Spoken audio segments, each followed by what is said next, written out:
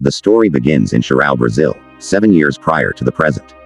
Blood drips off of a meat hook in a burning warehouse, and there is the distant sound of machine gun fire. Joshua Harlow ducks for cover, finding his revolver empty. Off to one side, another man lies wounded, also out of ammunition. Joshua checks a mobile device and sees a display with one dot in the center, and another dot rapidly approaching the centered one. A long-haired man with rifle arrives on the scene. He sprays the area with bullets. Joshua manages to hit a button that causes the meat hooks to begin moving, providing him some cover as he runs. Joshua sees a discarded shotgun near where enemy is standing.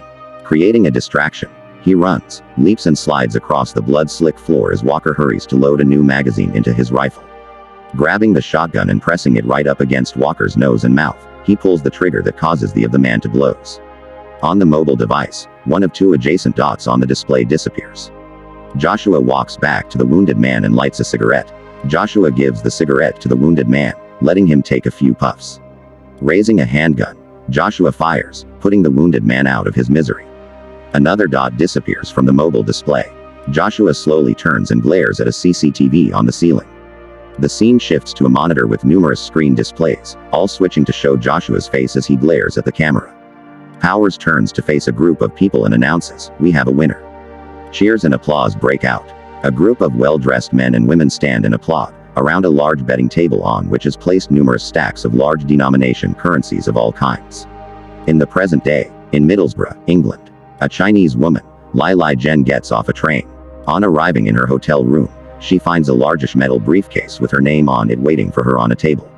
Inside the briefcase are 2 firearms with ammunitions, as well as a small medicine cup filled with a red liquid. Lai Lai takes a shower and, at exactly 9 o'clock on her clock, she swallows the red liquid in the medicine cup. Immediately the powerful drug starts taking effect, causing her to collapse. Later on, 2 men in white coats come into her room and plant something in her abdomen. Meanwhile, a priest named Father Joseph McAvoy sits at a bar, asleep. Father McAvoy is a drunk with an alcohol addiction that disgusts the bar owner. The bar owner tosses him out of the bar and tells him not to come back. In the other scene, 2 audiovisual techies tap into the city's CCTV mainframe, taking control of it. In a matter of minutes, they've hijacked complete control of all of Middlesbrough's communication systems. The man behind the event, named Powers, stands before a wall covered with digital monitors, at the head of a betting table on which are placed numerous stacks of high-denomination currencies of all kinds. Powers welcomes these guests to an event he calls simply, the tournament, which is being held in Great Britain for the first time, as the city of Middlesbrough has the highest concentration of CCTV cameras of anywhere on Earth. Powers explains the rules. 30 of the world's most deadly and skilled assassins and killers for hire are gathered in Middlesbrough for the ultimate sporting event, that is, an all-out battle to the death competition with the winner getting a cash prize worth 10 million, and the title of the world's best. Powers introduces the participants of the bloody event, including Lai Lai Jen and the defending champion, Joshua Harlow, who returns for his revenge to the person who killed his wife. 30 competitors, 24 hours, and 1 rule, kill or die. And the tournament begins. Lai Lai jolts awake in her hotel room. On the table, there's a mobile device which lights up with the tracking display. Then she finds something placed just under the skin of her midsection. Lai Lai hears a knock on her door. She waves a card in front of the peephole. Hearing no response, she looks through the peephole and sees a covered tray on a portable table. She slowly opens the door, then sweeps the hallway with her gun. Suspecting a bomb, she grabs the tablecloth covering the mobile table and yanks it away, causing the tray and its cover to clatter to the floor. Lai Lai sees the tray's cover, and in its reflection, she sees man sneaking up on her from behind. Before he attacks, she immediately defends herself and the fight begins. In the end, Lai Lai able to win the battle. Her win and scoring of first blood is applauded in the showroom. In other scene, a man named Anton goes into the men's room of the coffee shop, safe from prying CCTV cameras. He cuts the tracker out from under his skin, resulting his disappearance in the tracking device. The walks back through the dining room of the coffee shop and tosses his tracker into a pot of coffee before sitting at a table. Suddenly, Father McAvoy sees the guest's full coffee cup where the tracker is in it. He takes it and drinks unaware of the tracker. While Anton leaves the coffee shop unnoticeable by the 2 killers waiting outside. As McAvoy leaves the coffee shop, killers mistake him for a tournament entrant. Woman starts lining up a shot on Father McAvoy. Meanwhile, the owner of the tracker stealthily runs across several rooftops, jumping from building to building. While the other man discreetly follows Father McAvoy in his car. As he's about to pull the trigger, the woman switches her shot and takes out the man in the car instead.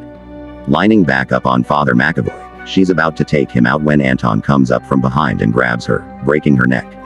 Father McAvoy walks toward his church. As Father McAvoy approaches the church, new killer arrives and follows him with his rifle. Father McAvoy enters the church and praying for hope and inner strength. But then, after he finishes, he reaches into his inside jacket pocket and takes a flask of alcohol, preparing to take a sip. Father McAvoy hears a noise behind him and turns around, dropping his flask. Lai Jen is walking up behind him, her gun at the ready. She looks curiously at the priest, double-checking her tracking monitor, which confirms a signal from right in front of her. Father McAvoy, not understanding but seeing the gun Lai has trained on him, pleads for mercy as Lai demands to know why he isn't trying to defend himself. Just then, the church door is blown open and the man storms in, throwing several grenades. Lai tries to avoid it but fails when a chair flies and knocks her down. The man walks up to Father McAvoy, mockingly waving his rifle as to make the outline of the cross. But before he can shoot, a recovered Lai knocks the rifle aside. But man proves lethally skilled at unarmed combat, a match for Lai.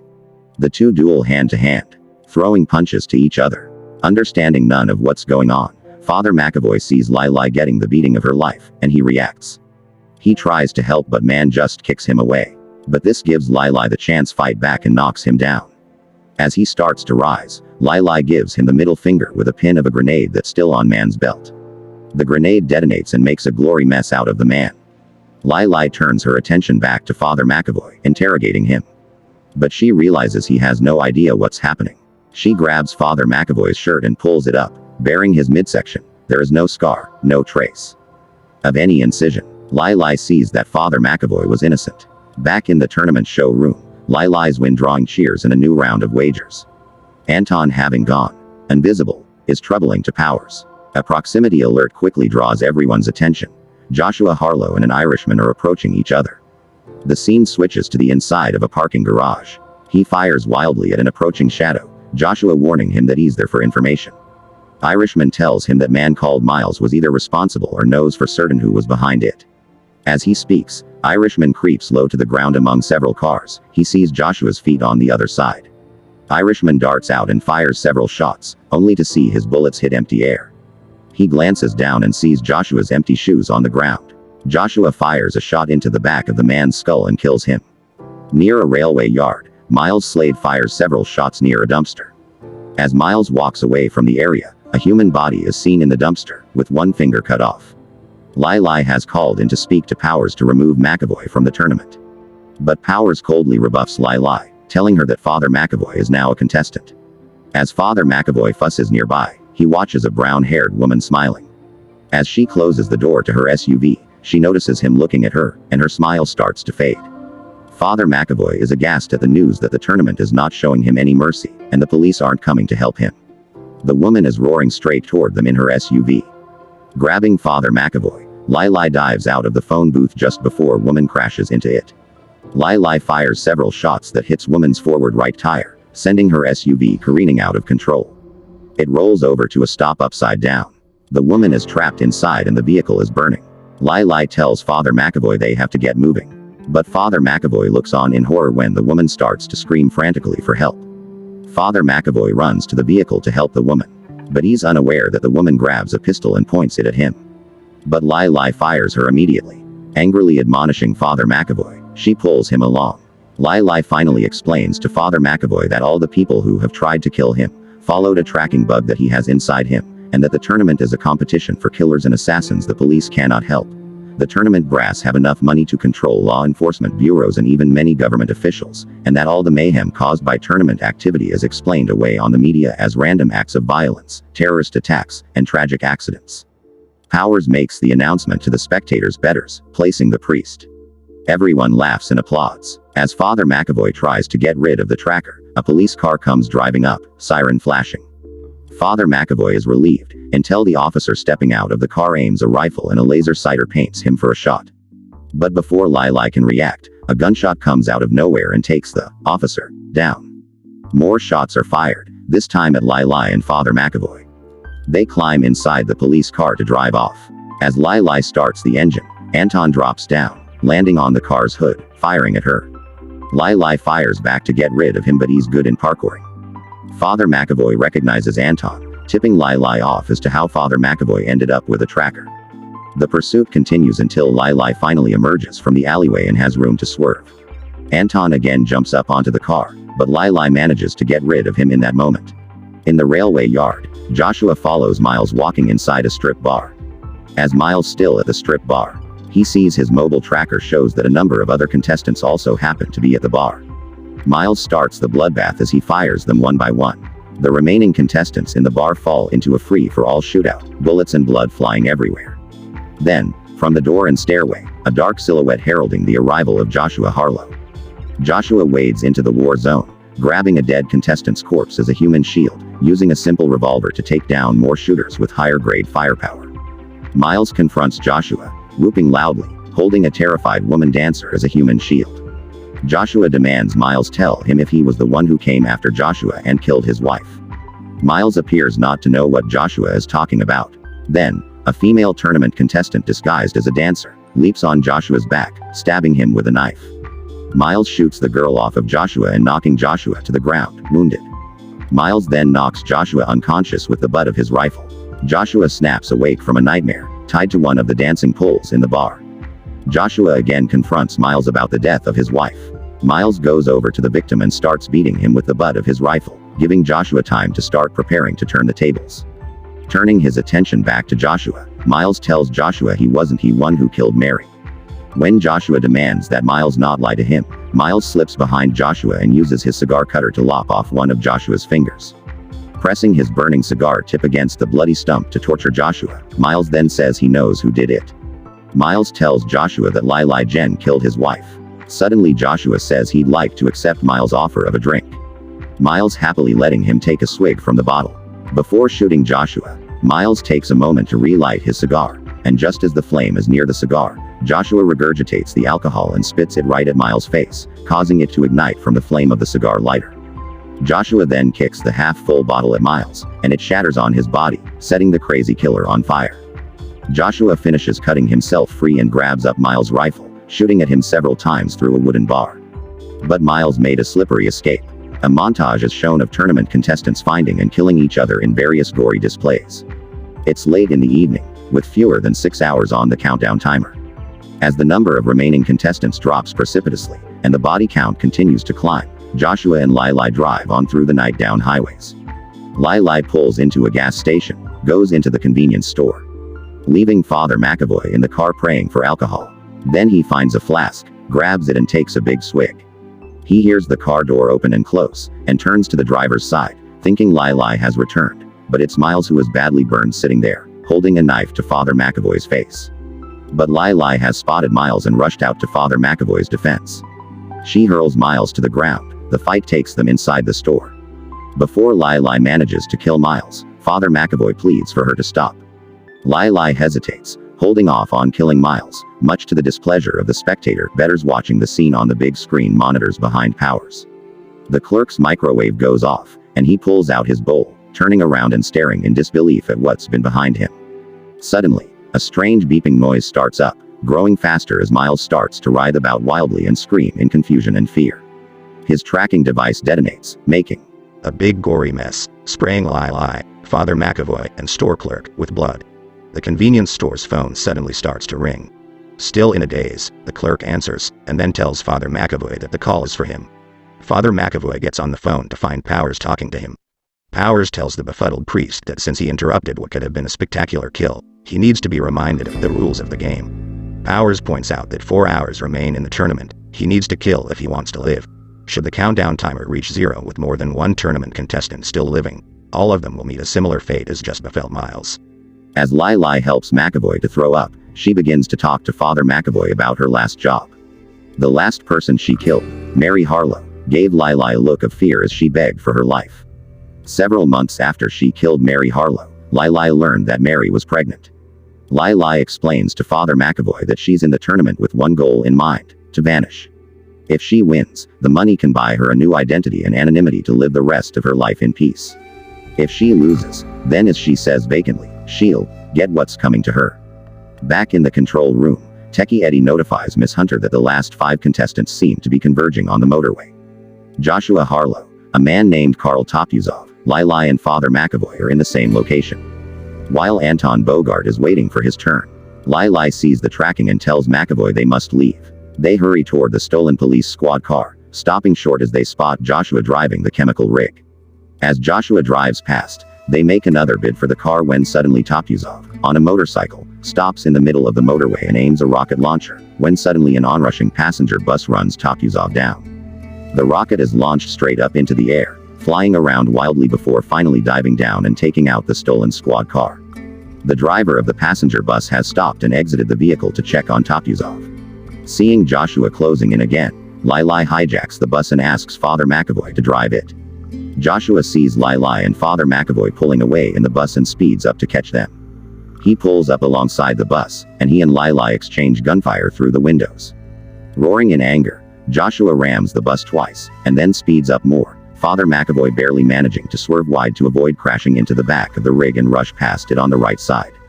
Father McAvoy sees Anton atop the bridge and alerts Lai, who must keep her focus on Joshua, until Anton jumps down off on the roof of the bus. This gets Lai's attention, and she fires through the roof of the bus. Anton, running along the roof to avoid the gunfire, does a vault off the roof and swings into a double thrust kick through the window, knocking Lai for a loop and making her drop her gun. On the road, Joshua rams the bus from the side again. Lai gets to her feet and fights Anton hand to hand, but outfights her and knocks her further down the aisle of the bus, while Joshua continues ramming it from the side.